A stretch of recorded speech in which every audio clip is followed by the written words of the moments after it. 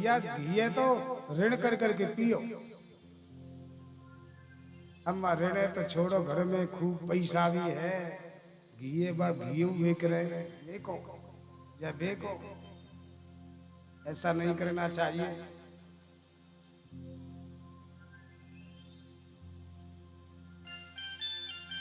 तो घी पीना चाहिए। तो जो कुंभी पाक में वही जाते हैं जो जीव जंतुओं को मार के खाते हैं। एक है कालसूत्र नरक, जो वेदों की निंदा करता है, पुराणों की निंदा करता है, शास्त्रों की निंदा करता है, माता पिता की निंदा करता है, साधुओं की निंदा करता है, ब्राह्मणों की निंदा करता है, वो आदमी कालसूत्र नाम के नरक में जाता है। वहां 10 योजन भूमि है, तांबे की है, गर्म रहती है, हाथ पैर बांध करके पटक दिया जाता है, जिधर करवट लेता है उधर ही शरीर जलता है, किए हुए कर्म का फल भोगता है। और एक नरक है भैया सार में यादन, ये तो बड़ो भयानक नरक है। इसमें कौन जाता है? जो ब्याज खाता है,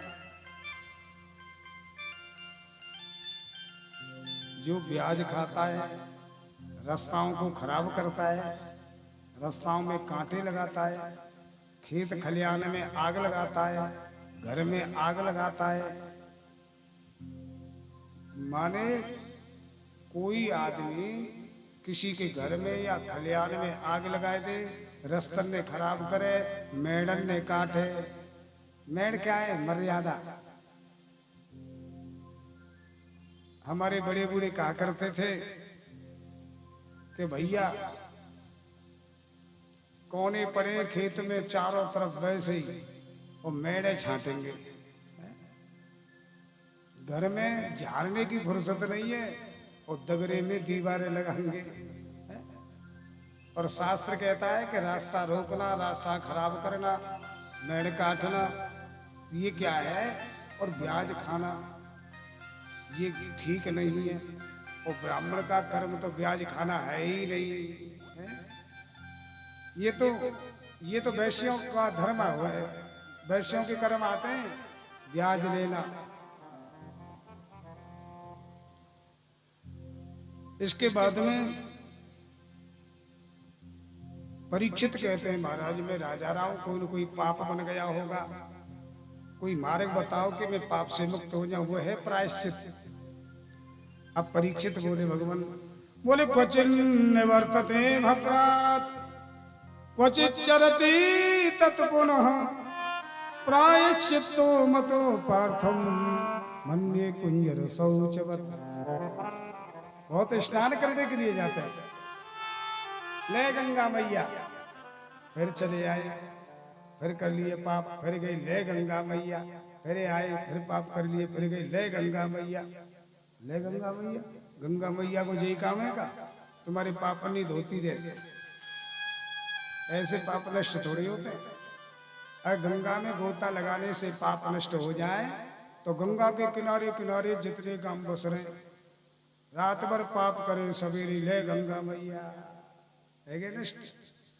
ऐसे पाप नष्ट नहीं होते हैं, गंगा नहाने से पाप नष्ट होते हैं, लेकिन कब?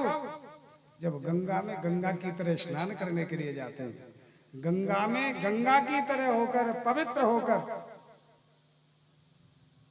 गंगा मैया में कुल्ला नहीं करना चाहिए, गंदे हाथ नहीं धोने चाहिए, कपड़े नहीं धोने चाहिए, साबुन नहीं लगाना चाहिए शरीर में। और गंगा को जाए तो जब गंगा के तट पर पहुंचे पहले प्रणाम करो, फिर गंगा मैया के किनारे बैठो, फिर हाथ में जल लो और वहां को आचमन करो। आचमन माने बस पियो। पीने के बाद में फिर कहो, हे गंगा मैया, अब मैं वैसे पापी हूं पर मैं तेरी शरण में आया हूं, मुझे क्षमा कर देना। जब गंगा जी में तुम घोटू घोटू जल में खड़े है जाए, तब क्या करें? हाथ में जल ले और क्यों, हे गंगा मैया, मैंने ये जो पाप किया है, मैं तेरे में खड़े होकर के कह रहा हूँ, मरना स्वीकार है लेकिन पाप करना स्वीकार नहीं है। आप मुझे स्नान के लिए आज्ञा दे दो भगवती, आप डुबकी लगाओ, आपका पाप नष्ट हो जाएगा। लेकिन अब कोई संकल्प नहीं, कितनी भीड़ होती है गंगा जी पे, पूछो ही मत, तो कहूँ चले जाओ, वही भीड़ है। दुनिया की भीड़, लेकिन अम्मा संकल्प थोड़ी होता है कोई करता है। और मैं तो एक निवेदन करता हूँ, मेरे इतने संस्कार नहीं है, अगर 10, 20, 25, 50 हजार 1 लाख आदमी कथा सुने तो मैं यही प्रचार करूं कि गंगा जी पर रोक लगाओ, कहेगी कि एक लंगोटे स्नान कर रहे हैं, सब स्नान करवे जाओ, लेकिन पहले संकल्प करवाओ, और पक्को संकल्प। अगर संकल्प स्वीकार कर ले तो ना हो जाओ, और संकल्प स्वीकार न करे तो मत ना, और कोई ना आएगा ही नहीं। अब कैसा संकल्प, ज्यादा भीड़ कहीं चले जाओ जो मैयन की होती है, और जिनकी कितनी भीड़ है तुरंत पंडा पुजारी खड़े हो जाए, रुको रुको रुको रुको, हाँ स्नान करना है तो ले संकल्प ले, जल में तो खड़ी कर दे, बोले संकल्प ले का कि आज के बाद मैं अपनी जेठानी ते लड़ूंगी, देवरानी ते लड़ूंगी, सास को मैं अपनी माँ की तरह मानूंगी, जेठ को जेठ की तरह मानूंगी। एक नहाए ले, अगर एक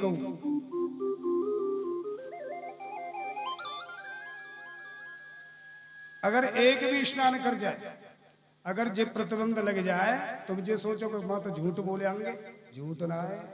संकल्प के बाद अगर बोलो करोगे ना तो बहुत बड़ो पाप है, फिर बहुत बड़ो। कुछ छोड़े, स्नान करने जाए तो छोड़ना चाहिए। क्या छोड़ना चाहिए? बुराई छोड़नी चाहिए, छोड़ने की चीजें वो छोड़नी चाहिए। अब जिन माताएं का, कोई तो वह पेठे त्याग्या में बेचारी, कोई वह केला त्याग्या में, कोई वह आमे त्याग्या में, मतलब फलन ने त्यागती है। फलन ने जो खाने की चीजें है ना उनको तो त्यागते हैं, और जो छोड़ने की चीजें उन्हें छोड़ते नहीं। तो गंगा स्नान करना चाहिए, लेकिन कैसे कि हे गंगा मैया मैं पापी हूँ पर तेरी शरण में आया हूँ, मर जाऊंगा लेकिन आज के बाद पाप नहीं करूंगा, मुझे क्षमा कर दो और जगह दो। आप लगाओ डुबकी। और सबसे बड़ा प्रायश्चित तो भगवत नाम है भैया, भगवान के नाम का कीर्तन करो। सक्रिय मनः कृष्ण पदार विंदयो निवेशितम तद गुणराग यही रहा नते यमं पास व्रतस्य तद्भटान स्वप्ने पश्यन्ति ही चीर्ण निष्कृता। कितना भी बड़ा कोई पापी है, अगर स्वप्न में अगर प्रभु का चिंतन करता है तो स्वप्न में भी यम के दूत उसके पास नहीं खटकते। नाम में बड़ी शक्ति, जो अजामिल बहुत बड़ा पापी और भगवान का नाम लेकर के अपना कल्याण कर लिया। और नाम भगवान का नहीं लिया, डायरेक्ट पुत्र के रूप में नारायण का लिया नाम है? तो कहने का भाव मेरा इतना ही है कि भगवान का नाम चाहे पुत्र के रूप में ले, चाहे नाती के रूप में ले, लेकिन ले, अब कल्याण करता है। भाई को भाई अनख आलस, भाई को भाई अनख आलस, भाई को भाई अनख आलस, नाम जपत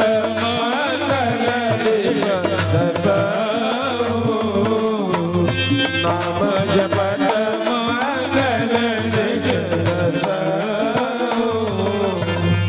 भाई को भाई अनख आलस, भाई को भाई अनख आलस, भाई को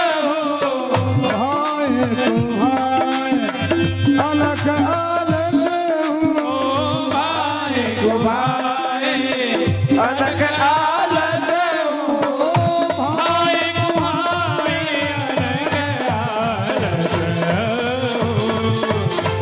नाम जपत मंगल दिस दस, नाम जपत मंगल दिस दस, नाम जपत मंगल दिस दस।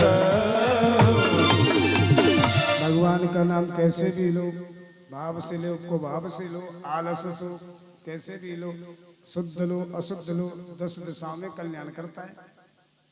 अजामिल पापी था, अपने पुत्र का नाम नारायण रखकर नारायण पुकार करके ये भगवान को प्राप्त हुआ, क्योंकि भगवान के नाम में शक्ति है। अब परीक्षित महाराज कहते हैं, भगवान मुझे एक बात बताओ। बोले क्या? आप 3 दिन से यही कहते चले आ रहे हैं भगवान बहुत भगवान है, समदर्शी है, समदर्शी है, समदर्शी है, और ये भी कहते चले आ रहे हैं कि देवताओं का पक्ष लेकर के दैत्यों को भगवान मरवाई। ये फिर संभाव कहाँ रहा? बताओ, ये संभाव तो नहीं रहा। तब देखिए परीक्षित ने कहा भी है, समहा प्रिय सुहृद ब्रह्मन भूतानाम भगवान स्वयं। आप 3 दिन से ये कह रहे हैं भगवान समय है, समय है, संभाव रखने वाले। और इंद्रस्यार्थे कथम दैत्या अवधीत विषमो यथा, और देवताओं का पक्ष लेकर के दैत्यों को वध कराया, तो ये संभाव कहाँ रहा? तब परीक्षित ने जब पूछा तो सुखदेव जी बोले, राजन भले ही कदाचित क्रिया में विषमता हो जाए, लेकिन भाव में नहीं होनी चाहिए। समता अद्वैत भाव में ही होती है, क्रिया में वह संभाव्य नहीं है। क्रिया में तो विषमता ही रहेगी, अतः भाव में समता रखनी चाहिए। घर में माता पत्नी पुत्रादिक होते हैं, पुरुष सबको प्रणाम करता है, लेकिन पुत्र को प्रणाम थोड़ी करता है पिता। तो भावना के क्षेत्र में तो अद्वैत भाव होना चाहिए, समदर्शी बनना है, सम व्यवहारी नहीं। राजन तुम्हें लगता है कि देवों का पक्ष लेकर दैत्यों को वध कराए भगवान? अरे भगवान तो तारते हैं, मारते नहीं है, वो तो तारते हैं। एक चोर चोरी करने के लिए चला, और गड्ढे में पाम पड़ गया, टूट गया पाम, घोंटू पे थे। अब तो बोले क्या हुआ? बोले भगवान ने तो कृपा करी, क्यों कि पाम टूट गया तो चोरी तो नहीं कर सका। तो राजन तुम्हारी जैसी भावना होगी वैसा ही परमात्मा का स्वरूप हो जाएगा। एक रूप नहीं है परमात्मा का, एक शुद्ध रूप तो एक ही है। वो कौन सा? वो है निराकार। वल्लभाचार्य जी कहते हैं कि ब्रह्म ईश्वर लीला करते हैं, अतः वो अनेक स्वरूप धारण करते हैं। और श्री आदिगुरु शंकराचार्य जी कहते हैं कि ब्रह्म सर्वव्यापक है, निर्विकार है, उस ब्रह्म की कोई क्रिया नहीं है, वो चलता नहीं है, उसका कोई रूप नहीं है, वो तो सबके अंदर समाया हुआ है। क्रिया तो माया की है। देखो हम गाड़ी में बैठते हैं, आप भी बैठते हैं, और जहां के लिए बैठते हैं तो हम आप क्या कहते हैं? बोले मथुरा आ गया। अरे उतरो उतरो भैया, मथुरा आ गया। अरे उतरो उतरो, आगरा आ गया। आगरा आ गया कि मथुरा आ गया? बताओ कहा मथुरा आया कि मां गाड़ी आई? आने की क्रिया उस शहर की है कि उस गाड़ी की है? भाई शहर तो जहां है वही है, आने की क्रिया तो किसकी है? गाड़ी की है। तो वेद का सिद्धांत है कि माया की क्रिया ईश्वर के अधिष्ठान में आवासित होती है। ईश्वर तो निराकार रूप से सर्वत्र व्यापक है। ईश्वर अगर किसी एक स्थान से दूसरे स्थान पर जाएगा तो इसकी सर्वव्यापकता सिद्ध कैसे होगी? परमात्मा का वास्तविक स्वरूप निराकार आनंद रूप है। शंकराचार्य जी का यह दिव्य सिद्धांत है। अच्छा, वैसे भी हम देखें, भगवान कपिल आए करदम जी के या पुत्र के रूप में, और पर वो कह रहे हैं कि मैं तो भजन करने जा रहा हूं। जब भगवान बेटा बन के घर में है और फिर भी उनको छोड़ के जो ध्यान करने जा रहे हैं, इसका मतलब इससे ऊपर कुछ है, वही है ऊपर निराकार रूप। महाप्रभु जी का सिद्धांत है, वो कहते हैं कि ईश्वर की अक्रियात्मकता की बात बराबर ही सत्य है। ईश्वर क्रिया तो नहीं कर सकते, लेकिन लीला तो करते हैं। अब लीला में और क्रिया में अंतर है। क्रिया में अभिमान होता है कि मैंने किया, और लीला में अभिमान नहीं होता है। और जो उसमें अभिमान नहीं होता है, मैं भाव नहीं होता है। और सुखदेव जी कहते हैं परीक्षित परमात्मा को तो भाई भाव चाहिए। कामाद्वेषात् भयात् कंसो द्वेषा चैद्योदयो नृपा गोप्यः कामात्, गोपियों ने भगवान को काम रूप में भजा, कंस ने भय से भजा, शिशुपाल आदि ने द्वेष से भजा। तस्मात् केनाप्य पायेन मनः कृष्णे निवेशयन्, माने कैसे भी मन हमारा कृष्ण का चिंतन करने लग जाए।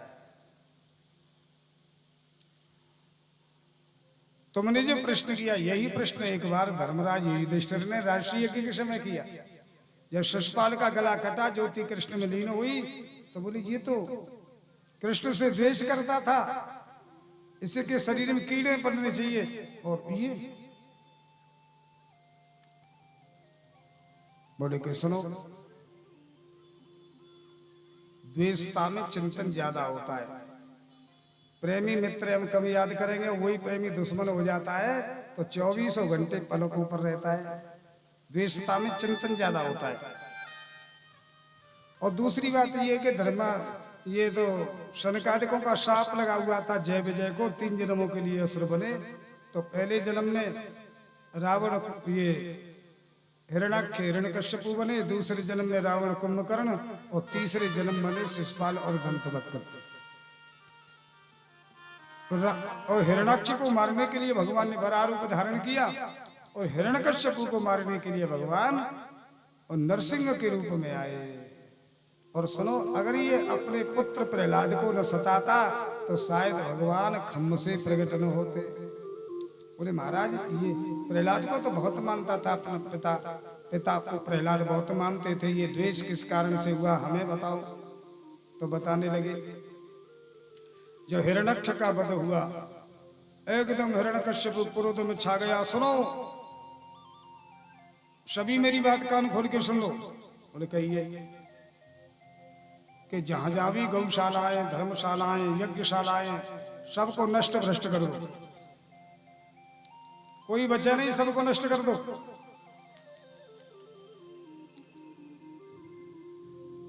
यत्र यत्र ध्वजागावो वेदा वर्णा सभा क्रिया, और फलदार वृक्ष हों उनको नष्ट कर दो। सब राक्षस इधर उधर दौड़े, और इधर ही अपने परिवार को समझाता है, हमारा भाई वीर था, वीर गति से वो प्राप्त हुआ, चिंता मत करो, आत्मा तो अजर अमर है। और फिर अपनी पत्नी कयादू के पास आके क्या कहता है, मैं जा रहा हूं तप करने, जिसने मेरा भाई समाप्त किया उसे मैं समाप्त करूंगा। और सुनो, बहुत दिनों में आऊंगा, चिंता मत करना, बहुत दिन में आऊंगा। ये कह करके हिरण्यकश्यपु तप करने के लिए चला आया मंदराचल पर्वत की कंदरा में। जैसे ही तप करने के लिए बैठा, देवताओं ने गुरुजी से निवेदन किया, गुरुदेव अगर इसकी तपस्या सफल हो गई तो हमको छोड़ने वाला नहीं है, रोको इसे। आज बृहस्पति जी तोता बन करके पहुंच गए, और जाकर के नारायण नारायण नारायण नारायण नारायण नारायण नारायण नारायण, कौन है सब साथ मेरे दुश्मन का नाम ले रहा है। तोता है, उड़ा दिया, फिर बैठा नारायण नारायण नारायण नारायण नारायण नारायण। आज शकुन से नहीं चले, और हिरण्यकश्यपु चला आया क्रोध में, आंख लाल लाल। कयादू बोली, अरे राम, इस समय बोलना ठीक नहीं है। कुछ बोली नहीं, भोजन बना के ले आई, भोजन पाने लगा। बोले देवी भोजन बड़ा सुंदर बनाया है। अब वो जान गई कि मैं कुछ कहूंगी तो ये जवाब देंगे। देखो एक बात है,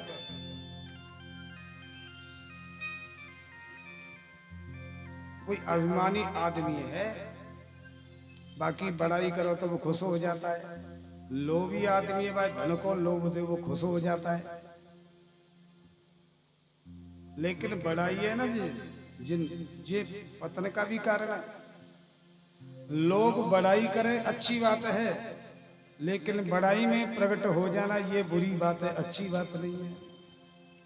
बुराई में बड़ाई में प्रकट न हो, अपने मुंह से बड़ाई न करे। अगर अपने मुंह से बड़ाई करता है तो वो गिर जाता है।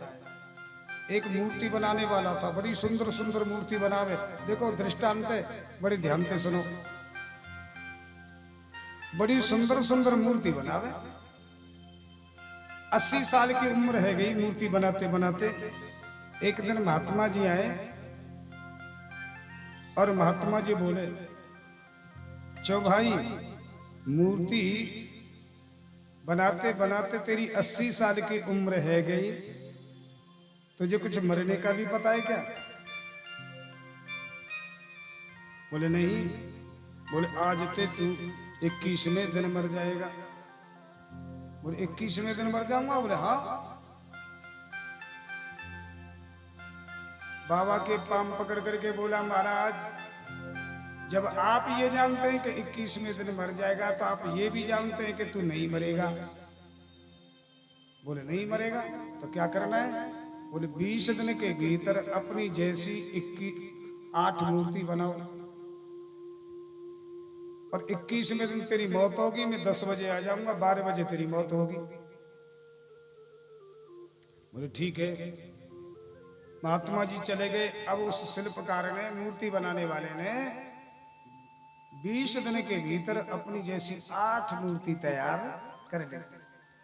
21वें दिन 10 बजे महात्मा जी पहुंच गए। 4 मूर्ति इधर में खड़ी कर, 4 इधर में खड़ी कर दी। देखो जो ऐसे 4 इधर मूर्ति और 4 इधर मूर्ति, और बीच में खड़ा कर दिया स्वयं मूर्ति बनाने वाला। अब महात्मा जी सीख दे रहे, देख बेटा, कोई तेरी कितनी बड़ाई करे, कितनी बड़ाई करे, बोलना मत, तो तू मरेगा नहीं। अपनी आंखों को घुमाना मत, तुम मरेगा नहीं। अगर आंख घुमाएगा और बोलेगा तो तू मर जाएगा। ठीक है, मेरी क्या जरूरत है से बोलो। महात्मा जी चलने लगे, फिर बोले सुन, कितनी कोई बड़ाई करे, चाहे ब्रह्मा जी आके चौन तेरी बड़ाई करे, बोलना मत। अरे महाराज कैसी बात कर रहे हो? देह प्राण ते प्रिय कछु नाई। या देह प्राण ते कोई प्रिय है क्या? कोई मरना चाहता है? मैं बड़ाई नहीं सुन के कुछ बोलूंगा ही नहीं। महात्मा बार बार समझा के चले गए। अब जैसे ही 12 बजे यमराज ने कहा कि जाओ उस मूर्ति बनाने वाले को पकड़ के लाओ।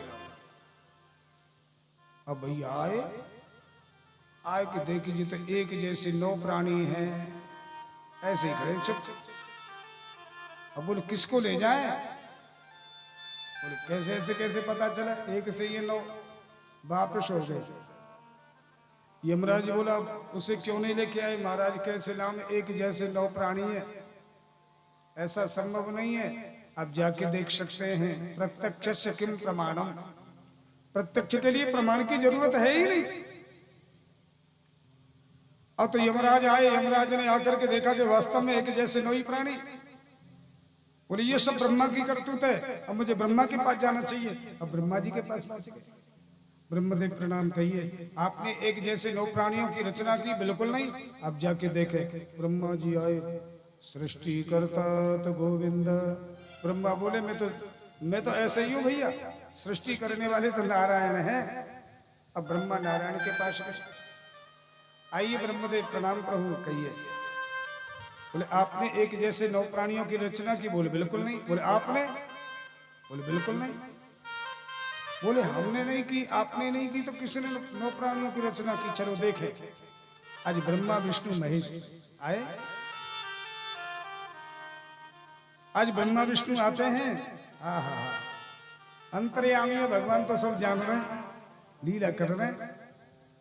और तो ये परिक्रमा काट करके मूर्तियों की, और मूर्ति बनाने वाले के सामने खड़े हो गए। सामने, ठीक सामने। और ब्रह्मा जी बोले सुनो भगवान कहिए, ये मूर्ति कितनी सुंदर सुंदर बन रही है। ये मूर्ति लगता है कि ये सब बोलेगी क्या?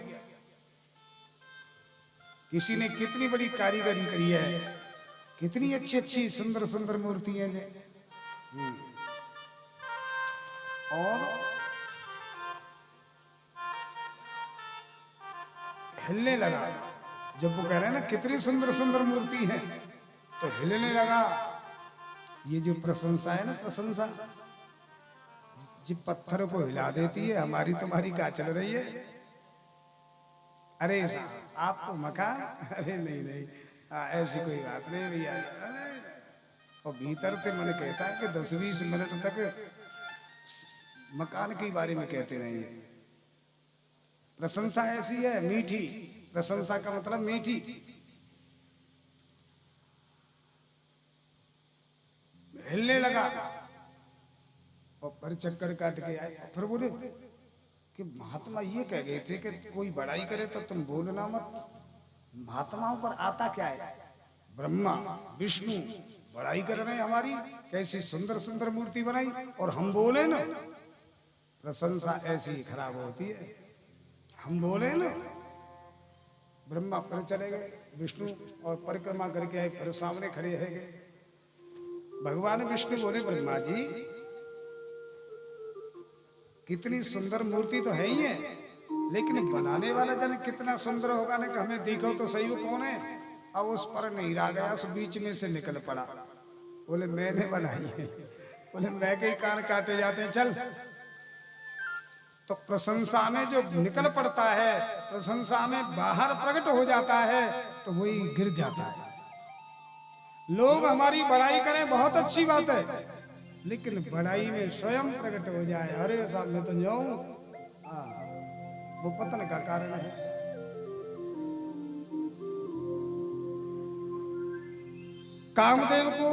कामदेव ने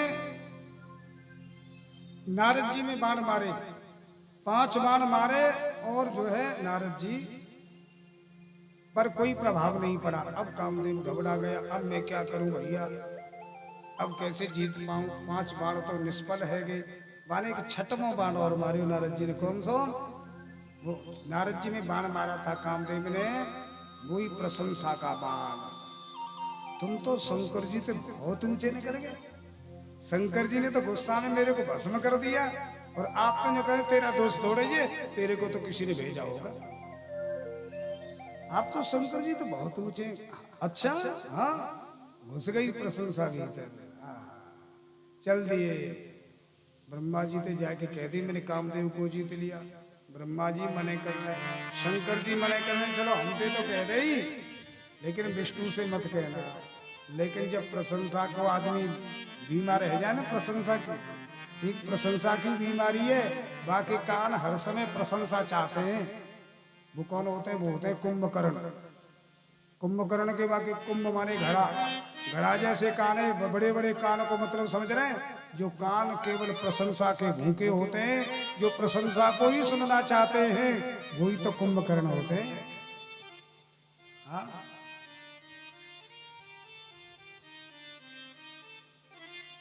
और शंकर जी मने कर रहे हैं, लेकिन उल्टी समझ रहे हैं।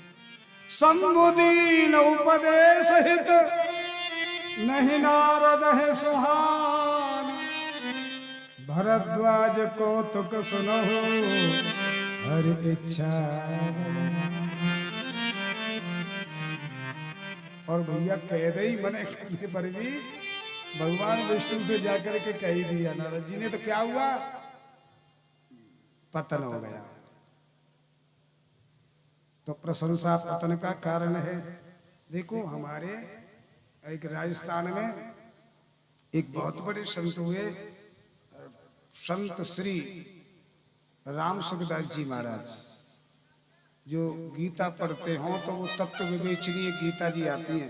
तत्व विवेचनी गीता पर उन्होंने टीका लिखी है, तत्व विवेचनी, इतनी मोटी है। और उनके मेरे निकट से दर्शन किए संत राम सुखदास जी महाराज के, जो भगवती प्रसाद शास्त्री जी के द्वारा। तो उन्होंने एक देखो पुस्तक गीता प्रेस गोरखपुर उनकी साहित्य से चल रहा है, उन्होंने दे दिया, दान कर दी, भैया इनको प्रचार करो। और उनको उनका एक भी किसी भी पुस्तक पर फोटो नहीं मिलेगा। पुस्तक की तो बहुत बड़ी बात है। जिनके गुरुजी हैं अर्थात राम सुखदास जी महाराज के जो शिष्य हैं, उनके पास में भी फोटो नहीं है। वो फोटो देते ही नहीं थे, खिंचवाया ही नहीं एक भी फोटो उन्होंने। तो उन्होंने एक बात लिखी है कि लोग जितनी हमारी बड़ाई करते हैं, हम उतने अच्छे नहीं हैं जो मन में सोचें। जो लोग हमारी जितनी बड़ाई करते हैं, हम उतने अच्छे नहीं हैं, और जो लोग हमारी जितनी बुराई करते हैं और उससे ज्यादा हम बुरे हैं, और मन में अच्छे बनने का संकल्प हम लेते रहें, वो आदमी कभी दुखी नहीं हो सकता है। हम दुखी क्यों होते हैं कि इतने अच्छे ना है जितने बन बैठे हैं। जितने अच्छे नहीं हम बन बैठे। अब कोई हमारी बुराई करे तो हमें बड़ी बुरी लगती है बात। तो अब क्या किया क्या जाए। अभिमानी तो प्रशंसा चाहता है, तो कयादू भोजन बनाई रख दिया। देवी भोजन बड़ा सुंदर बनाया है। कयादू बोली अब तो ये जवाब देंगे,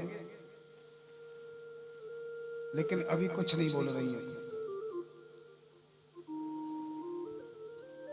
रात्रि हो गई।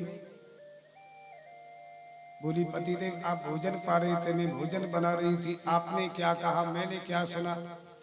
वो तोता क्या कह रहा था उस समय। आप बौद्धनिक की कह के गई, जल्दी आ गए। नारायण नारायण कह रहा था। बोले कितनी बार। बोले नारायण नारायण नारायण नारायण नारायण नारायण नारायण, कई बार कह रहा था नारायण नारायण नारायण नारायण। अच्छा तो मैं गिनूं, आप बताओगे। बोले गिनो, मैं नाम लेता हूं।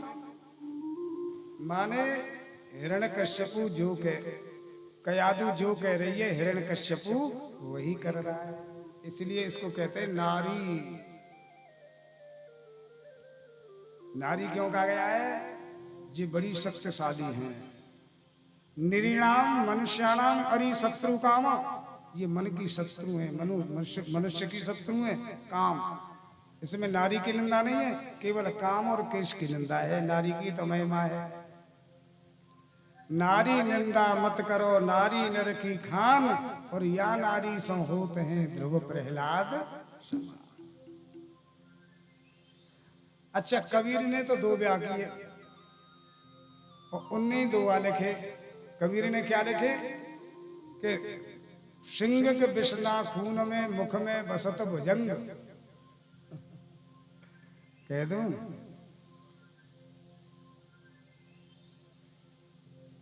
सिंह के बिस्ना खून में। सिंह कितना बलवान होता है, केवल एक ही जहर होता है गाय में, नाखून में। और मुख में बसत भुजंग, और सांप के मुख में बसता है जहर एक ही जगह मुख में। और बिच्छू के विष डंक में, और बिच्छू को जहरीलो है बिच्छू, बाको एक डंक में जहर होता है बस। तो सिंह के विष नाखून में, मुख में बसत भुजंग, और बिच्छू के विष डंक में, और नारी के सब अंग। मैं थोड़ी कह रहा हूं, मैं तो कबीर के दुआ पढ़ रहा हूं। अच्छा वही कबीर क्या लिख रहे हैं कि नारी की झाई पड़त अंधे हो तो भुजंग, और कविता और कबीरा उनकी क्या गति जो नित नारी के संग। त्रिया तो में 3 गुण, और अवगुण भरे 1000, और पुत्र जने व्यंजन करे और गावे मंगल। 3 गुण बताएं, बाकी के सब अवगुण बताएं। चलो गुण अवगुणों में छोड़ो, आगे चलते हैं। नारी के अंदर वो शक्ति है, वो चाहे वही करती है, कर सकती है। हिरण्यकश्यपु नाम नहीं ले रहा है, आज उसके कहने से नाम ले रहा है। तो हम भी उन 2 मिनट 1 मिनट नाम लेने नारायण का। जो हिरण्यकश्यपु नाम नहीं लेता वो नाम ले रहा है। अगर हम कोई नाम नहीं लेंगे तो समझ लें कि हम तो हिरण्यकश्यप थे बुरे हैं। भज नारायण भज नारायण भज नारायण भज नारायण भज नारायण भज नारायण भज नारायण भज नारायण भज नारायण भज नारायण भज नारायण भज नारायण भज नारायण भज नारायण को नाम रे भज नारायण को नाम रे नारायण का नाम रे भज नारायण को नाम रे नारायण के नाम बिना नावे कोई भज नारायण भज नारायण भज नारायण भज नारायण भज नारायण भज नारायण भज नारायण भज नारायण भज नारायण भज नारायण भज नारायण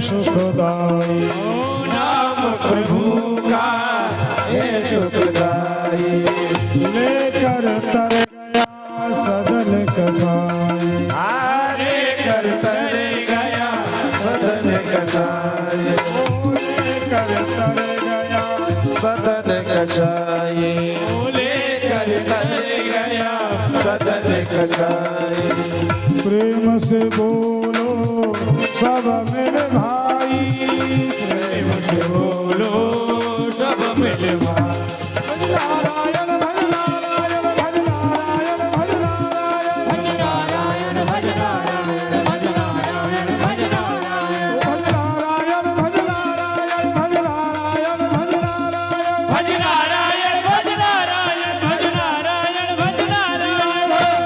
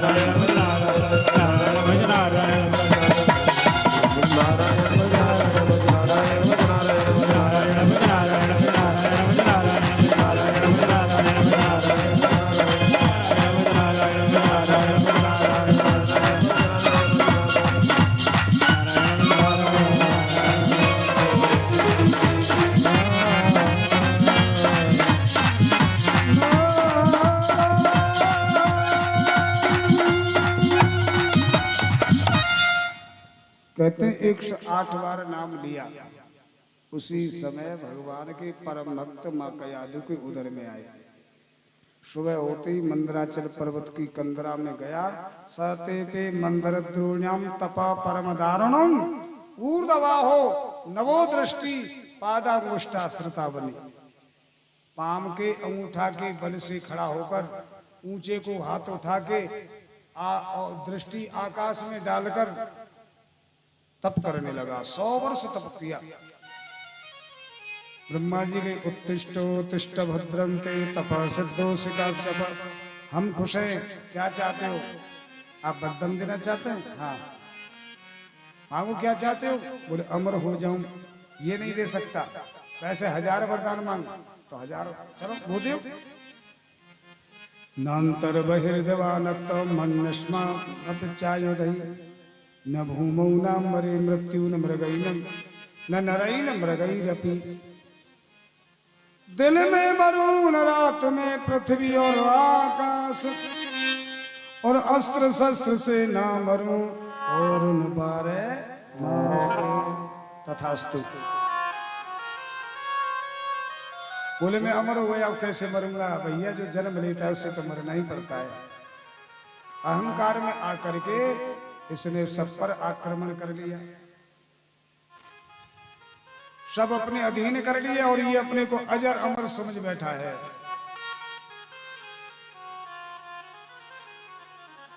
अब सभी देवता भगवान से प्रार्थना करते हैं, भगवान इसको जल्दी से मारो, जल्दी से मारो। भगवान कहते हैं जब मेरे भक्त प्रहलाद को यह सताएगा तो उसकी रक्षा के लिए मैं आऊंगा।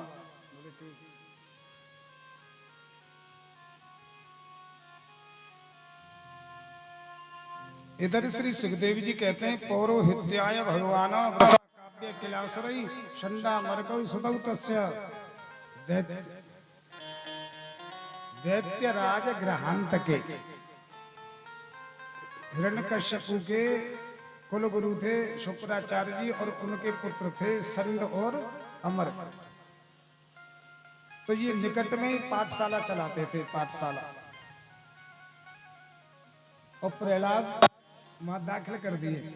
चलो जोहरी पाठशाला है, 5 वर्ष की उम्र प्रहलाद की हो गई दाखिल।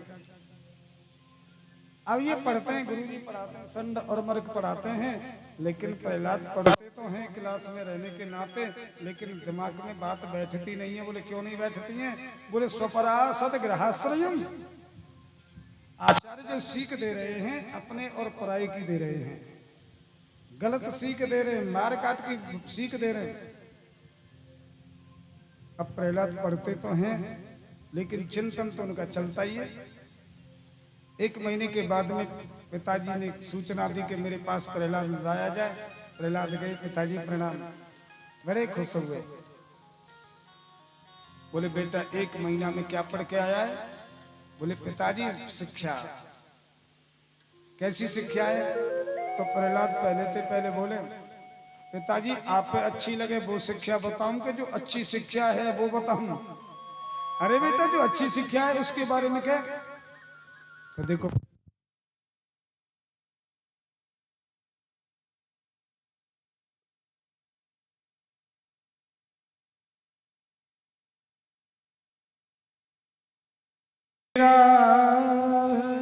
बोले आप अच्छी शिक्षा लगे वो बताऊंगा, जो अच्छी शिक्षा है वो बताओ। बोले बेटा जो सच्ची शिक्षा है वो सुना। तो देखो प्रहलाद कहने लगे, बोले तत्साद मन्ये सुरवर्य देहिनाम सदा समुद्विग्न दियाम असद्ग्रह हित्वात्मपातं गृहमन्धकूपं वनं गतो यद्धर्माश्रयेत। पिताजी ये झूठ संसार की झूठी मूठी बातों में अपने दिल दिमाग को खराब मत करो कि भाई ने ये कह दिया, भतीजे ने ये कह दिया, ताई ने ये कह दिया, चाची ने ये कह दिया, भाभी ने ये कह दिया। ये तो झूठ मूठ की बात है। अब ऐसी छोटी मोटी बातों में आप अपने दिमाग को खराब करोगे तो फिर आप उसका चिंतन, प्रभु का चिंतन कैसे कोई कर सकता है? ये तो अंधकूप में गिरने वाली प्रक्रिया है पिताजी। ये तो संसार है, संसरती, ये सरकता रहता है, सरकता रहता है, परिवर्तनशील है। इस संसार में स्वार्थ और कपट के अलावा कुछ है ही नहीं। देखो एक दूसरे में प्रेम है, वह स्वार्थ है। याज्ञवल्क जी उपनिषदों में, उपनिषद में कथा आती है, जो याज्ञवल्क है ना, उनकी 2 पत्नी है। कात्यायनी और मैत्री, तो उनको आत्मज्ञान का उपदेश किया अपनी पत्नी को, एक को।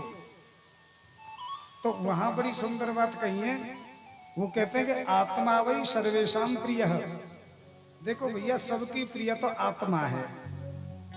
बोले नवा अरे पत्यु कामाय पति प्रियो भवत, आत्मनस्तु कामाया पति प्रियो भवत। इसका अर्थ है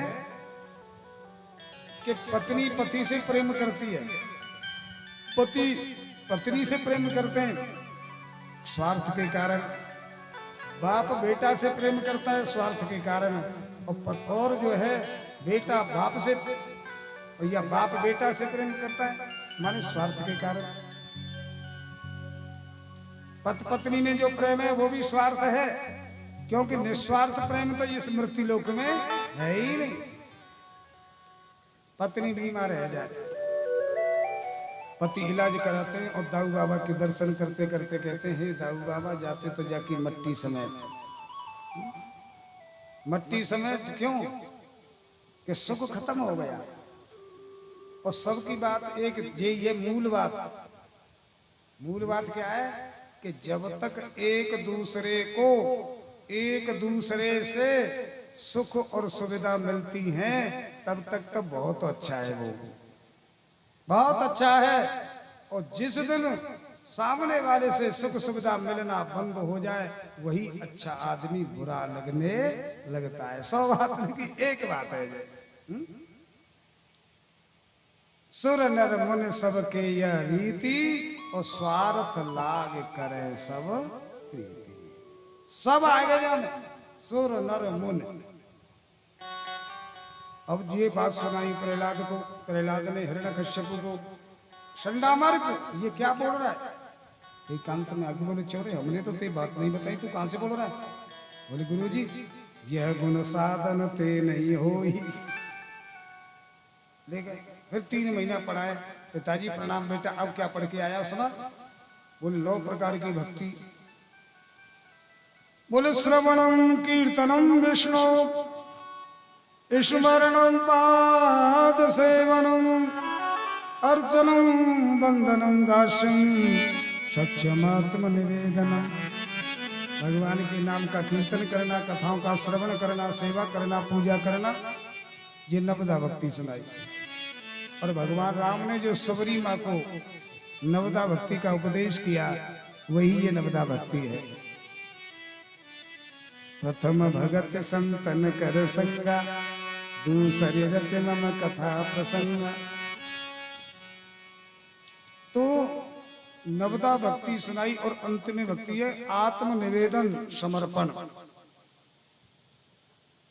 जैसी समर्पण की बात कही तो आग बबूला हो गया हिरण्यकश्यपु, और सिंहासन में गोद में लेके बैठा था, प्रहलाद को गोद से पटक दिया है। मरा हुआ लाओ मेरे सामने। आज जल्लाद ले गए पहाड़ की चोटी पर, और जैसे ही पहाड़ की चोटी पे पटके और माँ धरती माँ पे नहीं देखा गया, प्रकट हो जाती हैं। बोलो धरती माता की, गोद में ले लिए। कहने लगी बेटा ये तेरा पहला परीक्षण है, चिंता मत करे, परमात्मा तेरी रक्षा करेंगे। आज भी देखो बालक छत से गिरता है, ईश्वर की कृपा से उसके कोई बिगड़ता कुछ नहीं है। हाँ, अब तो जल्लाद लगे समुद्र में बहाने के लिए। अब तो प्रहलाद को बहाने के लिए ले गए, वो तो बह गए, प्रहलाद बच गए। जो प्रहलाद को मारने का प्रयास करता है वो मर जाता है, प्रहलाद बच जाते हैं। और जहर पिलाया गया, जहर को भी पी गए प्रहलाद। सर्प डसने के लिए छोड़े गए, सर्पों ने प्रहलाद का श्रृंगार कर लिया है। और आज सिंह का है कौन? सिंह का है हिरण्यकश्यपु की बहन। वो कहती है चिंता मत करे भैया, मुझे ये शीतला देवी के द्वारा चीर मिला है और मुझे गोद में लेके बैठूंगी और ये जल जाएगा, मैं बच जाऊंगी। चिंता मत करे। आज सिंह का प्रहलाद को गोद में लेके बैठ गई। बोले लकड़ी लगा दो चारों तरफ से, लकड़ी लगा दी गई। आग लगा दी गई। अब सिंह का क्या कह रही है प्रहलाद से? देखो एक छोटी सी बात, सीधी सीधी बात है। अगर वास्तव में प्रहलाद को सिंह का जलाने के लिए बैठती तो क्या होली की पूजा करते या होली को मैया कह करके जय जयकार करते? अगर ये प्रहलाद को वास्तव में जलाने के लिए बैठती तो ये जलाने के लिए नहीं बैठी, अरे ये तो बचाने के लिए बैठी थी। अन्य पुराणों में कथा आती है कि सिंह का जो होली कहते हैं, जो सिंह का होली तो जल गई तब नाम पड़ा। सिंह का ने तप किया, शीतला मां प्रकट हुई, क्या चाहती है बेटी? बोले बलवान पति तथास्तु। इधर विप्रचिति ने तपस्या की, शंकर भगवान प्रकट हुए, क्या चाहते हो? बोले मैं अमर हो जाऊं। बोले ये वरदान नहीं दे सकता, और मांग कि मैं किसी से परास्त ना हो, किसी से परास्त ना हो। तथास्तु। अब शंकर भगवान को प्रसन्न करके तो आ रहा है कौन? विप्रचिति। और सिंह का शीतला देवी को प्रसन्न करके। दोनों जवान हैं, एक दूसरे को देखा मोहित हुए। विप्रचिति कहता है तुम मेरे साथ देवी शादी कर लो।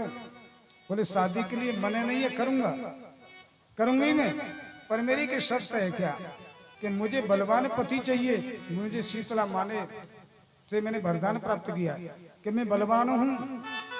तो सिंह का बोली कि इस समय सबसे बड़ा भाई मेरा बलवान है हिरण्यकश्यपु, आप मेरे भाई से कुश्ती करो। अगर भाई को आप परास्त कर देंगे तब मैं आपको बलवान समझूंगी। ठीक है, लेके आ गई। अब खुले मन से सिंह का कहती है, क्या कह रही है? बोले भैया सुनो, कि ये मेरे साथ शादी करना चाहते हैं और मैं कहती हूं कि मैं बलवान पति चाहती हूं और आप सबसे बलवान है, आप कुश्ती में लड़ो, इनसे कुश्ती कराओ और कुश्ती में अगर ये जीत गए तो मैं बलवान जानूंगी। तो हिरण्यकश्यपु और विप्रचिति का युद्ध हुआ है 6 महीना। अंत में विप्रचिति ने हिरण्यकश्यपु को परास्त कर दिया। अब भीतर से तो वो दुखी हुआ और बाहर से जो है खुश होकर के बोला बहन अब इनकी माला डालो। अब तो विप्रचिति के गले में सिंह का ने माला डाल दी और विप्रचिति ने सिंह का के गले में माला डाल दी। बहन तुम बड़ी भाग्यशाली हो, तुम्हें पति बड़े बलवान मिले। मैं सर्वेश्वर और मेरे से भी शक्तिमान है ये तो। अब दोनों आती हैं शीतला मैया के पास जंगल में। शीतला माँ बोली बेटी ये क्या किया? ये तो तुम्हारी बराबर की जोड़ी है, ये ठीक नहीं है। देखो जोड़ा में 19-20 होना जरूरी है। कहते हैं कि देखो कैसी हंस हंसनी की सी जोड़ी, लेकिन ना जोड़ी में फर्क होना चाहिए। तो क्या कर रही हो शीतला मैया कि बेटी अच्छा नहीं है, तुम एक जैसे बड़े सुंदर हो, तुम में से एक रह जाएगा।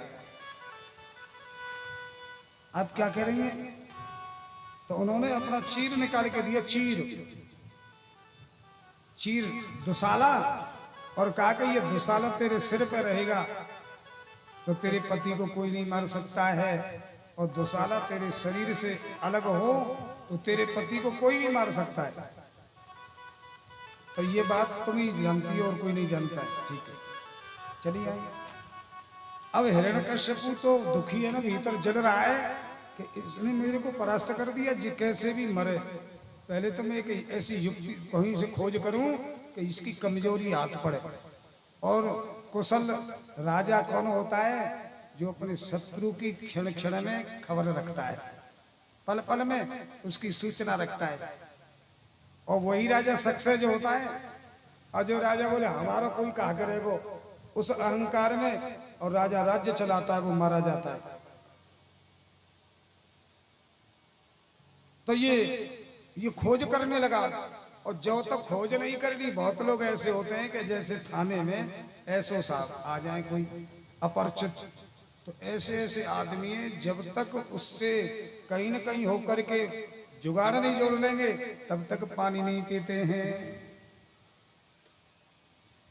ऐसे ही ये देख रहा है कि कमजोरी मिले कहीं थे, बार बार बहन के यहाँ आता जाता है। एक दिन बोला, बहन हाँ, हम कितने भाग्यशाली हैं और हमसे ज्यादा तुम भाग्यशाली, तुम्हें अमर मिले। हमारी जो बहनोई है वो अमर हैं। अब बहन तो होती है ही बहन, एकदम बोली, भैया ये अमर नहीं है, अमर नहीं है। हाँ, अब तुम तो अपने भैया, अब तुम्हें बता दें उनका कोई दिक्कत हो रही है। अब तो मेरे भाइयों बहुत मानते तुम मुझे। बोलो कि देखो मैं जो दुशाला ओढ़ रही हूँ ना, ये मेरे शरीर पे, सिर पे दुशाला रहेगा तो मेरे पति को कोई नहीं मार सकता है। तुम जैसे 10 भी हो ना तब भी नहीं मार सकते। और जब मैं दुशाला को अपने शरीर से अलग रख दूं तो कोई भी मेरे पति की गर्दन को काट सकता है। बस यही तो सुनना, यही तो खोज रहा था, यही खोज रहा था। बोले, बहन अब तो कह दिए दीवालों के कान होते हैं, दोबारा मत कहना। 8 दिन रहा और देख आया, कहाँ के आते हैं, कहाँ के जाते हैं, किधर सोते हैं, क्या करते हैं, सब देख दाख के चला आया।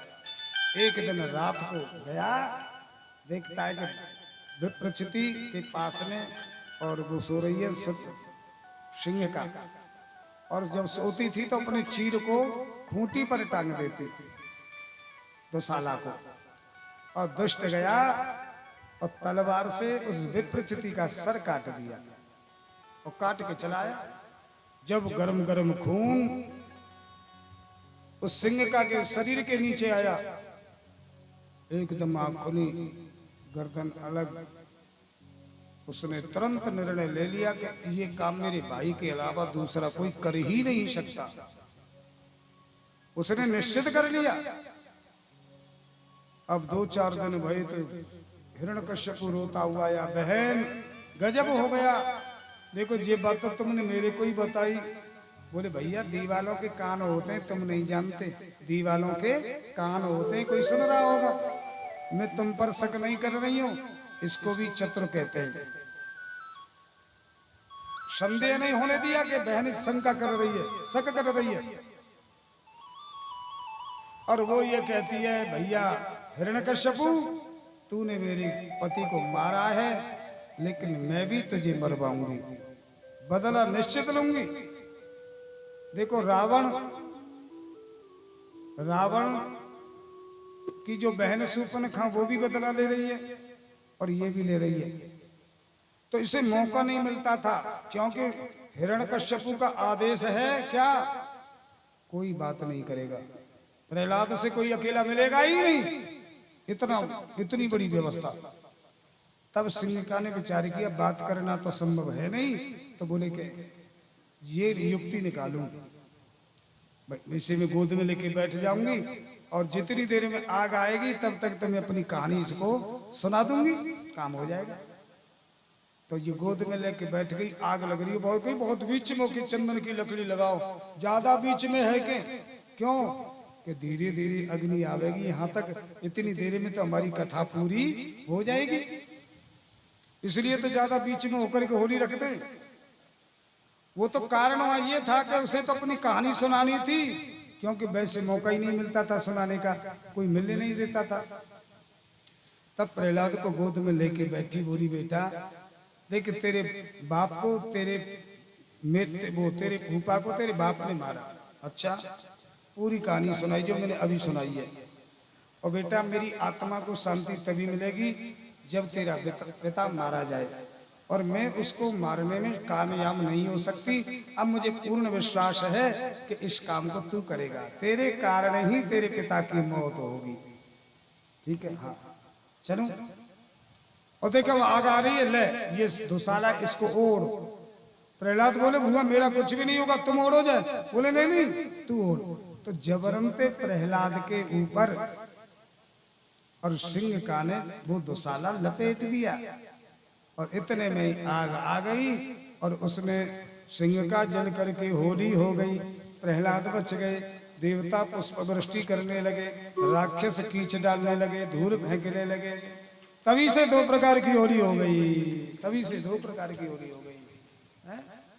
उस दिन से सब भारतवासी ये उत्सव सदा मनाते हैं और सज्जन जन रंग से खेलते हैं और राक्षस जन कीच डालते हैं। अब होली क्या है? होली होली बताओ। होली होली को मतलब जना के बस यूं माथे पे गुलाल लगायो, गालन पे गुलाल लगायो, काहे कि होली जी होली ना है होली। अब ये बात ना बनी होली होली सो होली समझ रहे हैं? माने होली सो होली, लड़ाई झगड़ा होने सो होली है, होली सो ठीक है ना? होली सो होली। अब जा पे धूप डालो, हकीकत बात तो यही है।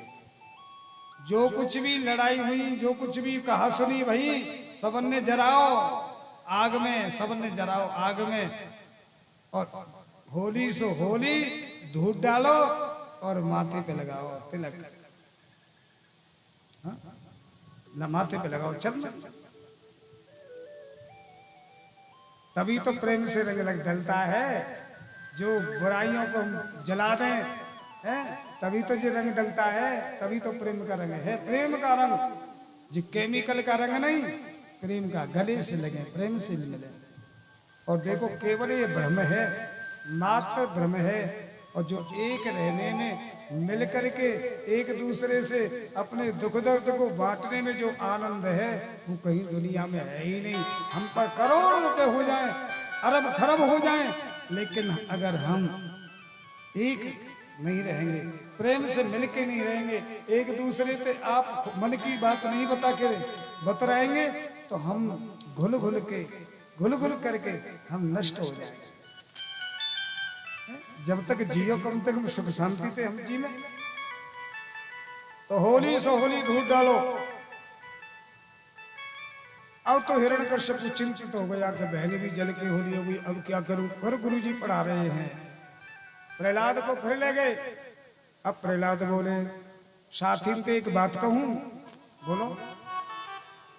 बोले कौमार आचरित प्राज्ञो धर्मान भागवताने दुर्लभम मानसं जन्म तदप्य ध्रुवमर्थदम।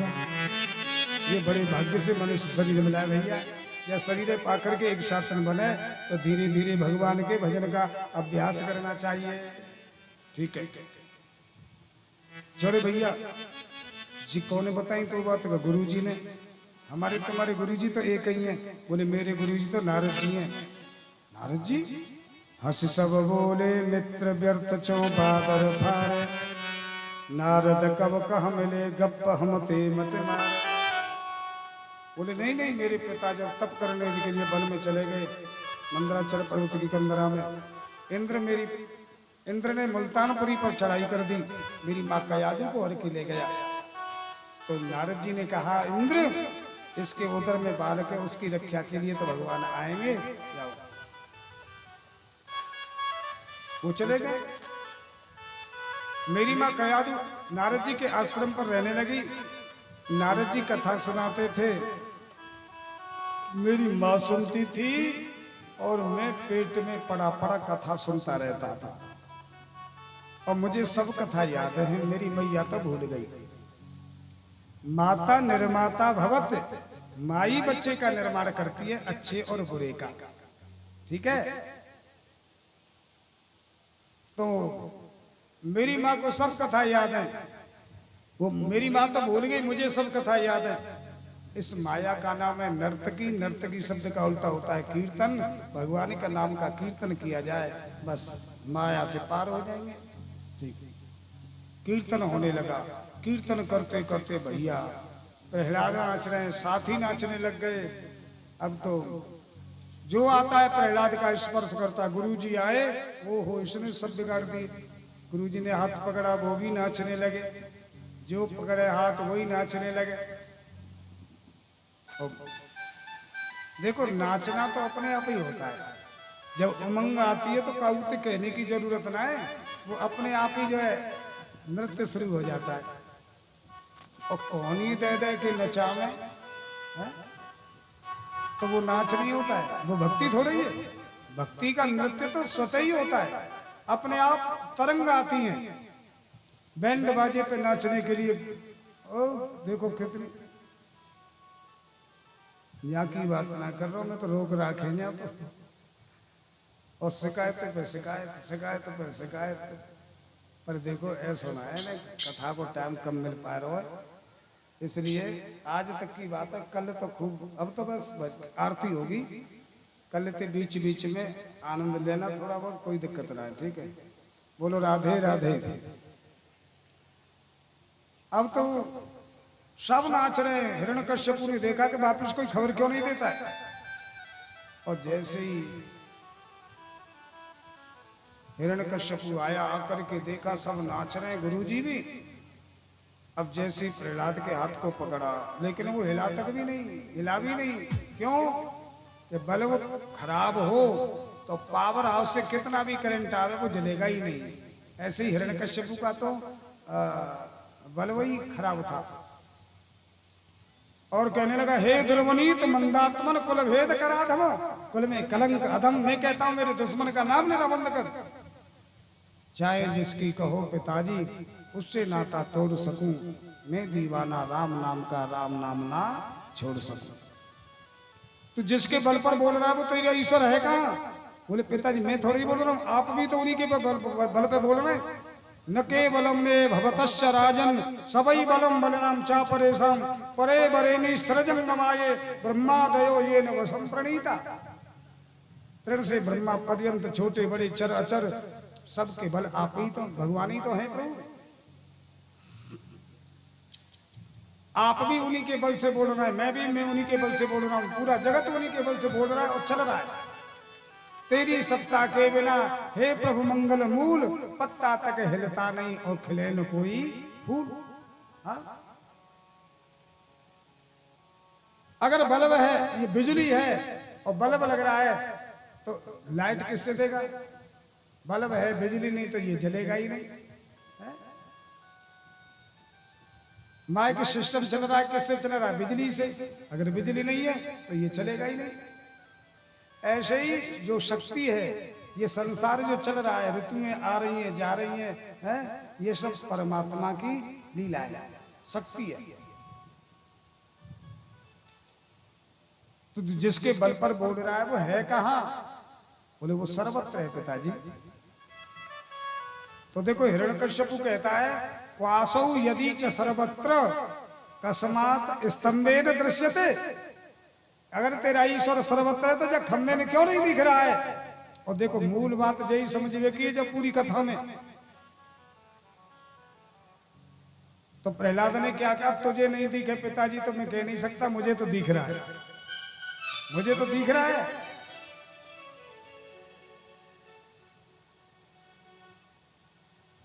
ये तो बाबर तू कछु जाने नहीं, मेरो प्रभु जल थल में विचरे।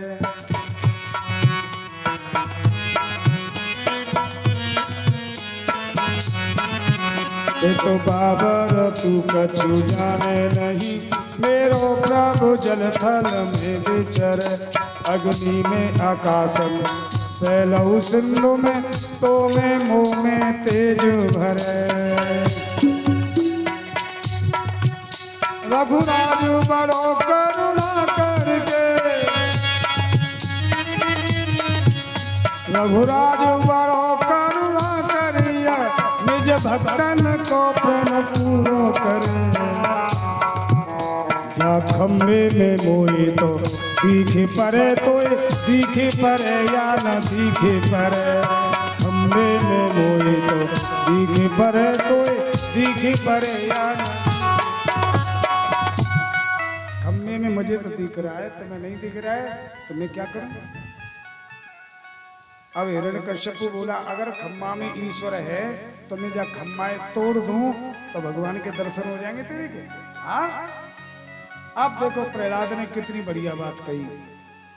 पिताजी आप अगर जा खम्मा को तोड़ देंगे तो भगवान के दर्शन हो जाएंगे, क्योंकि परमात्मा के दर्शन में ये खम्मा ही तो बाधक है। खम्मा, खम्मा का अर्थ होता है स्तंभ, और स्तंभ खड़ा रहता है, खड़ा रहता अभिमान।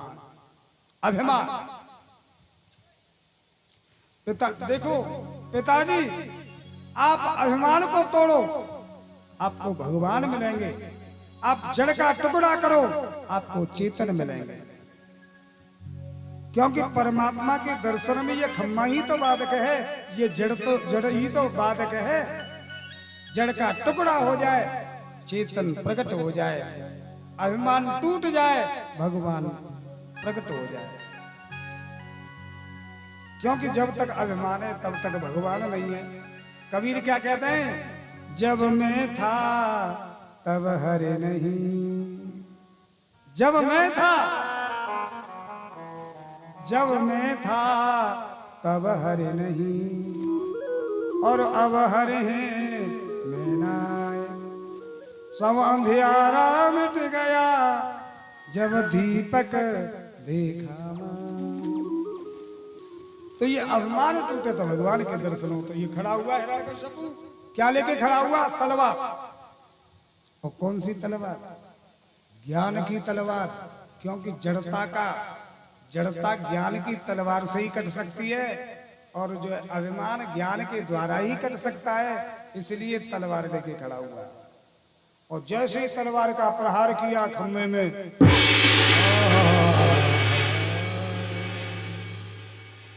गुरु गुरु गुरु गुरु गुरु गुरु खम्मा फटा। गुरु गुरु गुरु गुरु गुरु गुरु गुरु गुरु गुरु गुरु गुरु गुरु गुरु गुरु गुरु गुरु गुरु गुरु गुरु। ये क्या कह रहे हैं कि सदगुरु के बिना ईश्वर सर्वत्र है, ये अनुभव करना संभव नहीं है। प्रकट हुए न भगम न मानसम, सत्यम विधातुम निज भृत्य भाषितम। आज अपने सेवक के वचनों को सत्य करने के लिए, अपनी सर्वव्यापकता दिखलाने के लिए भगवान खंबे से अद्भुत रूप धारण करके नरसिंह के रूप में प्रकट हुए। न मृगम न मानसम। अधिक मास अब जो चल रहा है, महीना अधिक मास है, धक्का मार मार के ले आए, देहली पर घोटियों पर रख लिया। हिरण्यकश्यपु कहता मैं मर नहीं सकता। बोले क्यों? कि मैंने ब्रह्मा से वरदान प्राप्त किया, मैं 12 महीनों में न मरूं। भगवान बोले जो तो तेरे मुंह महीना है। हिरण्यकश्यपु बोला मैं मर नहीं सकता। बोले क्यों? कि मैं घर के भीतर मरूं न घर के बाहर मरूं, न धरती में पे मरूं न आकाश में मरूं।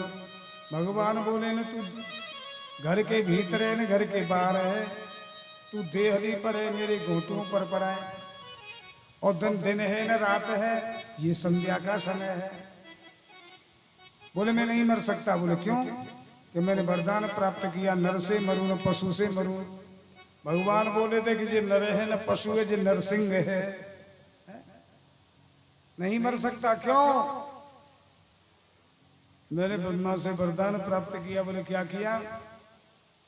कि मैं मरे थे मरू न जिंदे थे मरू न। भगवान बोले चल जीव तेरी कामना पूरी करते हैं। हिरण्यकश्यप कहता है कि मैंने वरदान लिया है कि मरा न भी मुझे मार सके न कोई जीवित मार सके। तो भगवान ने अपने नाखून दिखा दिए बड़े बड़े। बोले जी नाखूनों को आप क्या कहोगे? मरे हुए कहोगे कि जीवित कहोगे? आज तक कोई निर्णय नहीं कर सका कि ये नाखून मरे हुए हैं या जीवित हैं। न ये मरे हुए और न ये जीवित, और न ये जीवित है और न ही ये मरे हुए हैं। इन्हीं नाखूनों के द्वारा हम तुम्हारे प्राण लेंगे। और नाखूनों का प्रहार वक्षस्थल पर किया और चीर दिया। अंतड़ी निकाले के गले में डाली, दैत्य के प्राण निकल गए। देवता पुष्प वृष्टि करने लगे। बोलो नरसिंह भगवान की जय। सब देवता भयभीत। और तो नारद जी नारायण नारायण करते हुए माता जी के पास पहुंच गए। माता जी प्रणाम। अरे बेटा ऐसे क्यों घबरा रहा है? क्या बात है? बोले आज प्रभु ने ऐसा स्वरूप धारण किया है, शायद आपने स्वप्न में कभी नहीं देखा हो। क्या? बोले बड़े क्रोध में है वो। दूरी ते दंडोत करे सुरपासन जामे, तू जा करे दूर ते शयन चला। दूरी ते दंडोत करे सुरपासन जामे, और तू जा करे दूर ते नैन चला। मैं कहीं को जाऊं, तू जा, नीचे जाऊं, तू जा कर। अब तो दूरी ते दंडोत करे सुरपासन जामे, और तू जा करे दूर ते शयन चला। लक्ष्मी बोली अवै करूं बस चौं घबरावत, और कर सोले श्रृंगार चली नूपुर खन कहावत। श्रृंगार करके लक्ष्मी बोली कि मैं तो मना लूंगी। लक्ष्मी को नहीं पता था कि आज मनाना कठिन है। नारद जी तो देवतर में खड़े आगे, जाओ भीतर जाओ। आज माता जी भीतर गई, भैया बड़े बड़े नाखून, बड़े बड़े डार दांत, गले में अंतड़ियों की माला, जिह्वा लपला पा रही है, और अंगारे की तरह लाल लाल आंख। और जैसे ही लक्ष्मी गई, लक्ष्मी को नारायण ने देखा, हर चिंहारे एकदम चीख मारी नरसिंह स्वामी ने। क्यों? कि जिसको भेजना चाहिए वो तो भेजा नहीं है, तुम आ गई यहां।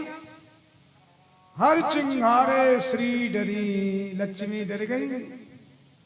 हर चिंगारे श्री डरी, और भगी लौट आई तही। कहाँ लौट के आ गई? जहां देवता खड़े काए। हर चिंगारे श्री डरी, भगी लौट आई तही। और पुन पुन कांपे, थर थर कांपे पुन कहें। थर थर ऐसे जैसे हवा में केले का पत्ता हिलता है। बोले थर थर कांपे पुन कहें। क्या कह रही हैं? भगवान की तरफ अंगुली करके जो हजारों देवता खड़े हैं। थर थर कांपे पुन कहें, जे मेरे दूल्हा नहीं। परीक्षित बोले आप प्रभु रो क्यों रहे हैं? कि मुझे इसलिए रुआस आ गई है कि जो 24 घंटे प्रत्यक्षण सेवा में समर्पित रहने वाली लक्ष्मी हैं,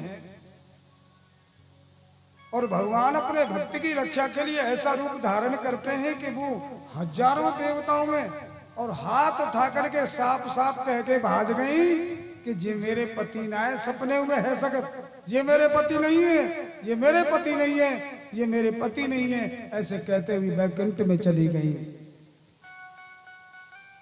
जो लक्ष्मी भी जिनके स्वरूप को न जान पावे, भक्त की रक्षा के लिए जो रूप धारण कर लेते हैं, आज ऐसे ईश्वर को छोड़ करके हम जाने कहां कहां भटकते हैं, कहां कहां भटकते हैं।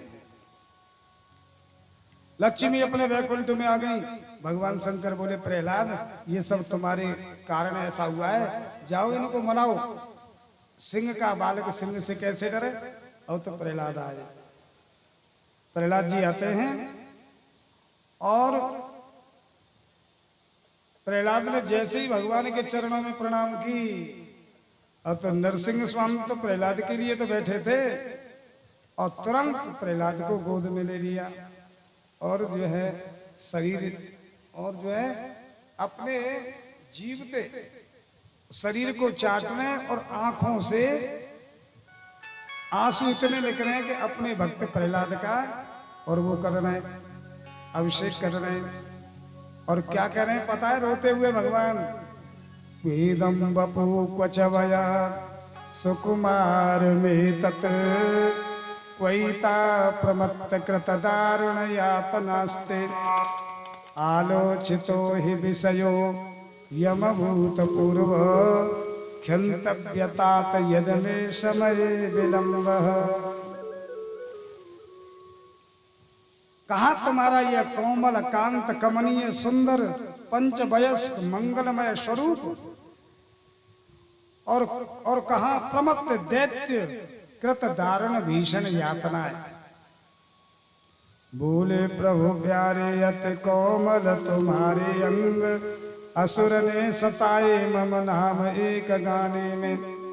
गिर से गिराए पुण्य जल में डुबाए लाल, अग्नि में जलाए कमी राखी न सताने में। उर्सों लगाए लिपटाए कहीं बार बार, करुणा स्वरूप वो करुण दिखलाने में। मंजुल मुखार बिंद और चूम चूम कहे प्रभु, और क्षमा करो बेटा मोए देर भई आने में। बहुत विलम्ब लग गया बेटा, मेरे को क्षमा कर दो। अब तो प्रहलाद रो पड़े। प्रभु आप क्या कह रहे हैं?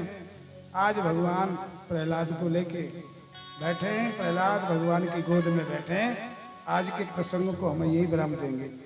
और प्रहलाद ने जो अद्भुत स्तुति करी है कल प्रारंभ में सुनाएंगे पहले। और गजेंद्र मोक्ष, समुद्र मंथन, बलि वामन चरित्र और संक्षेपतः सूर्य वंश का वर्णन, और चंद्र वंश में यदु नाम के राजा यदु वंश में कृष्ण जन्म। तो कल कृष्ण जन्म की कथा होगी, चौथा दिन है, चतुर्थे कृष्ण जन्मनि। और कृष्ण जन्म जब होता है तो पांडाल को सजाते हैं।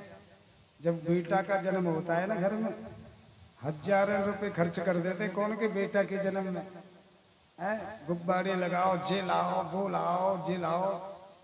और कन्हैया के जन्म होए तो उसमें खर्च न किया जाए तो ठीक थोड़ा ही है।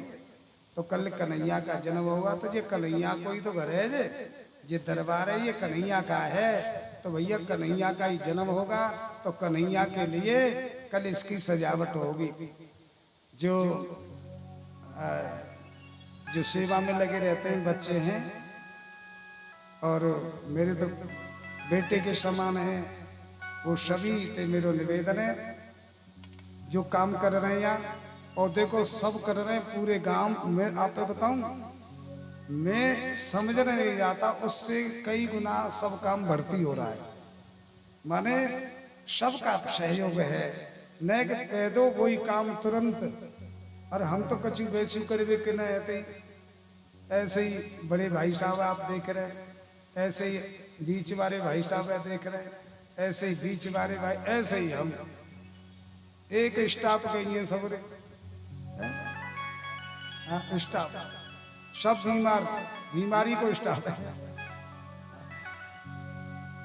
और वास्तव में आप सभी और जा कामें बड़े अच्छी तरह से संभाल रहे हैं। और मैं तो यही कहूँगा कि बस बढ़िया तरह से ये काम पूर्ण हो जाए।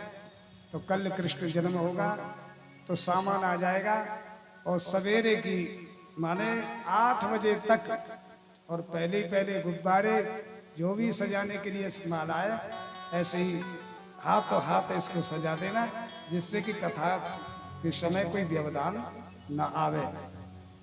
अच्छा, कल कृष्ण जन्म की कथा रहेगी, अंत में रहेगी, अंत में। अब घर में कथा आ रही है तो जाको मतलब जो थोड़ा ही है कि हम कुछ न कहें, कुछ तो कहना ही पड़ेगा। ये कहना पड़ेगा कि कृष्ण जन्म की कथा में माता बहन पीले कपड़ा पहन के हमें, माताएं क्या पहन के हमें? पीली साड़ी। कृष्ण जन्म में होता है। आप ते कहेंगे तो आप मान जाएंगी, और जिनते कहेंगे ना जो तो स्वापी ने डाल के हमें पीली, हाँ तो आप तो मान जाए। तो कल पीली धोती पहन के हमें कृष्ण जन्म में, और जा भावते कि आज कन्हैया को जन्म है, और खूब वहां बधाई गाएंगे, खूब आनंद लेंगे। कल काउते मने ना है, कल तो सब काज छूट रही भी भैया। हाँ, अब फिर कन्हैया आएगा, फिर जाको रोकेगो, ठीक है। और सुनो, पीली धोवती हो तो चुपचाप प्रेम ते अइयो पहरे के, पर हाथ जोड़ के बात है जाए के महाभारत मत कर डारियों को, वही चलो दाऊ जी सो भैया मैं लठ बाजे खाऊंगा, फिर तो जैसी हो वैसी पहन के आ जाइयो, लड़ाई मत करियो। और लड़ाई आएगी तो फिर भागवत सुनने को काला है। सब गांव बस्ती देखो, ये अपना काम कहाँ तक है पता है? हमारा गांव बहुत बड़ा है, नेक सुना है। ये तो इतके तो 12 गांव, इतकू बंदी, इतकू छोली, इतकू नरहोली, हाँ बहुत बड़ा गांव है हमारा।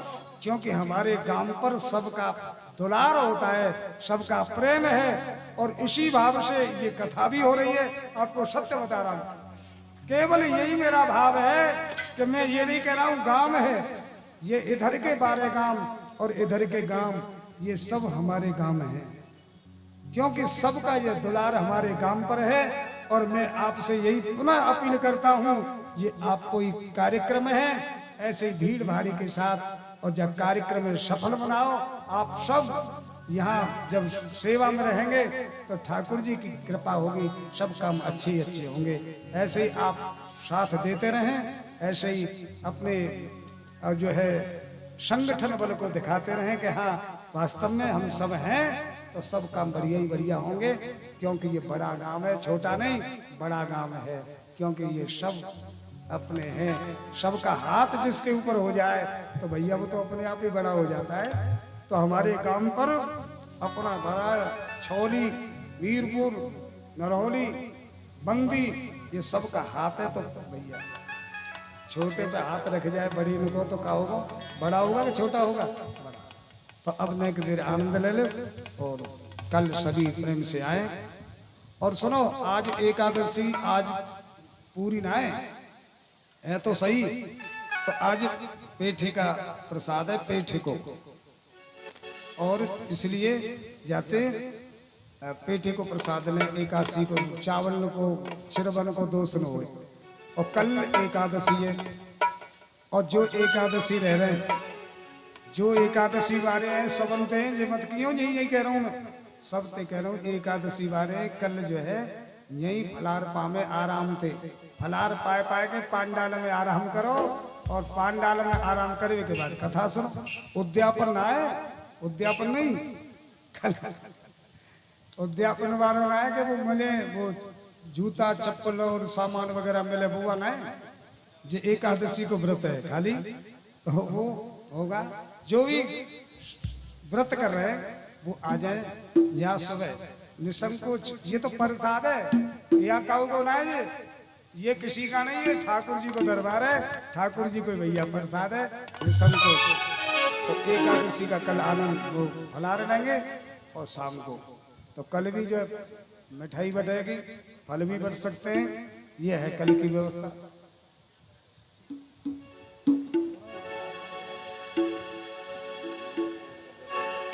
बोली बांके बिहारी लाल की जय। और मेरी बीती उमरिया सारी, हो मेरी बीती उमरिया सारी, बुला लो बुला लो बुला लो वृंदावन गिरधारी, बुला लो वृंदावन गिरधारी, बुला लो वृंदावन गिरधारी। मेरी बीती उमरिया सारी, बुला लो बुला लो बुला लो वृंदावन गिरधारी, बुला लो वृंदावन गिरधारी, बुला लो वृंदावन गिरधारी, बुला लो वृंदावन गिरधारी।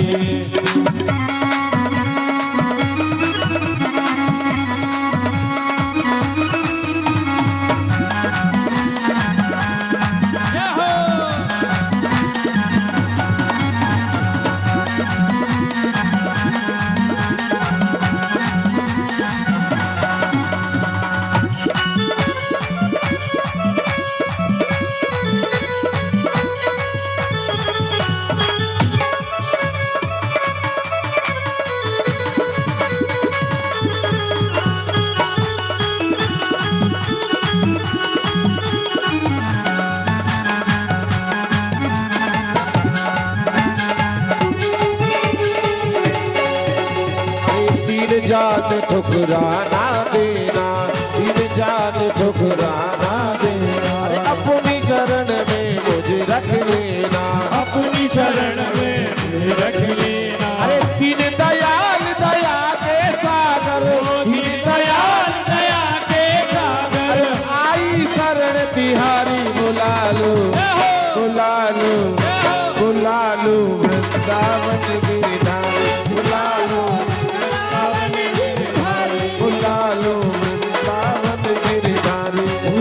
बुलालो वृंदावन गिरधारी हो मेरी बीती उमरिया सारी, मेरी बीती उमरिया सारी, हो मेरी बीती उमरिया सारी, बीती उमरिया सारी बुलालो बुलालो बुलालो वृंदावन गिरधारी, जय हो।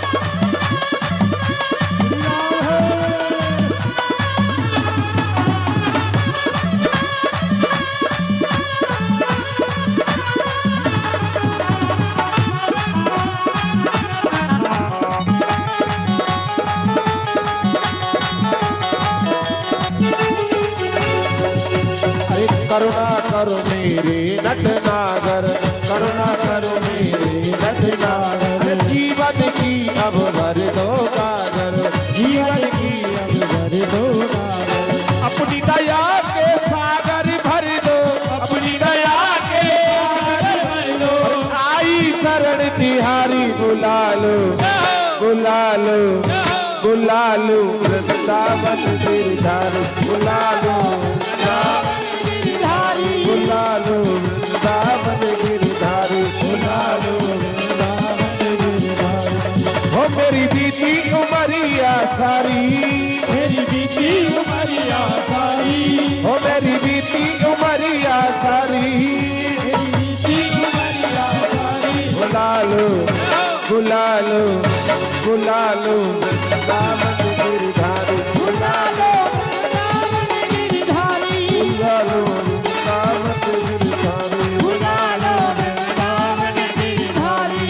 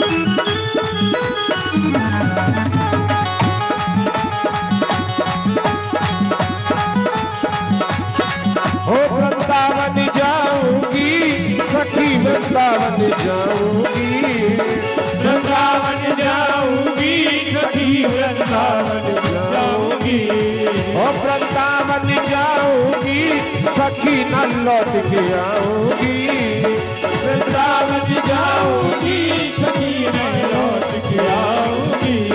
ओ मेरे उठे विरह की मेरी सखी वृंदावन जाऊंगी, मेरे उठे विरह की मेरी सखी वृंदावन जाऊंगी, ओ मेरे उठे विरह की मेरी सखी वृंदावन जाऊंगी, मेरे उठे विरह की मेरी सखी वृंदावन जाऊंगी। श्री राधे। और सुनो, अब आरती है। आरती के बाद में जो नाचना चाहे वो नाच लेंगे, ठीक है? हाँ, आरती के बाद भजन हो जाएगा तो खूब नाचना, ठीक है? चलो।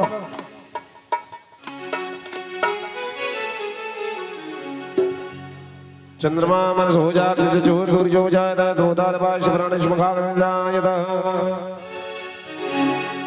बाकी बिहारी तेरी आरती गाऊं बांके बिहारी तेरी आरती गाऊं आरती गाऊं प्यारे तुमको रिझाऊं बाकी बिहारी तेरे आरती गाऊं बांके बिहारी तेरी आरती गाऊं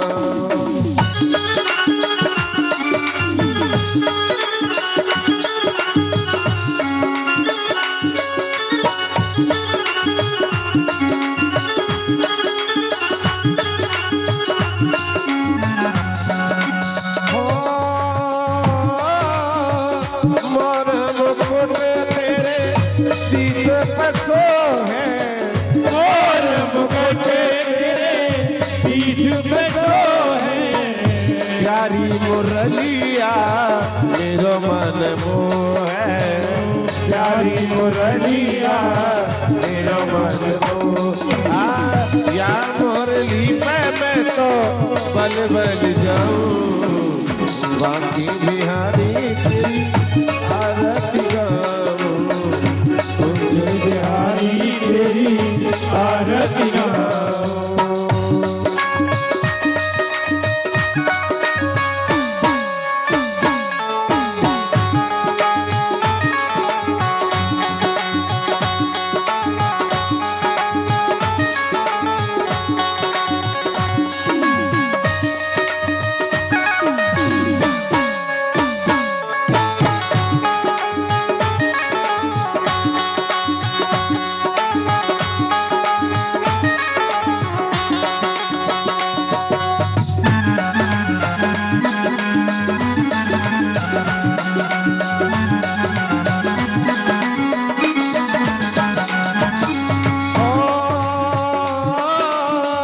चरणों से निकली है गंगा प्यारी चरणों से निकली है गंगा प्यारी जिसने सारी दुनिया तारी जिसने सारी दुनिया तारी अरे उन चरणों में मैं तो शीश झुकाऊं बाकी बिहारी तेरी आरती गाऊं बांके बिहारी तेरी आरती गाऊं रमण बिहारी तेरी तेरी आरती गाऊं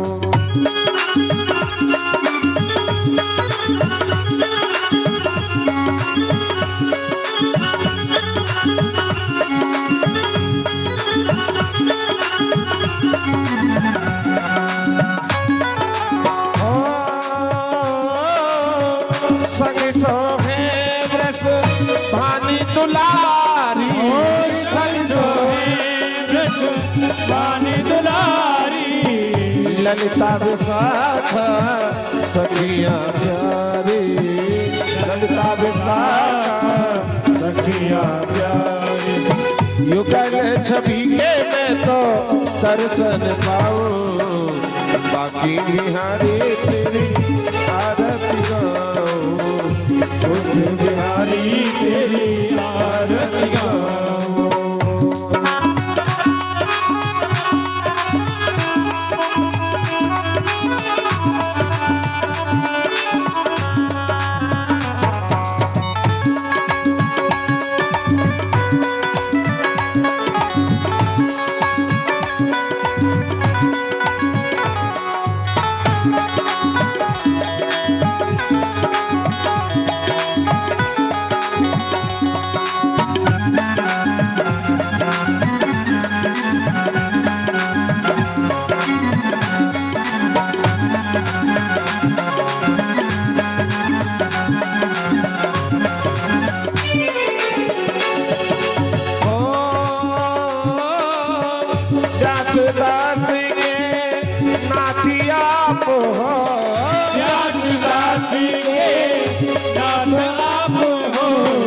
सुख दुख जीवन प्यारे साथी आप हो सुख दुख जीवन प्यारे साथे आप।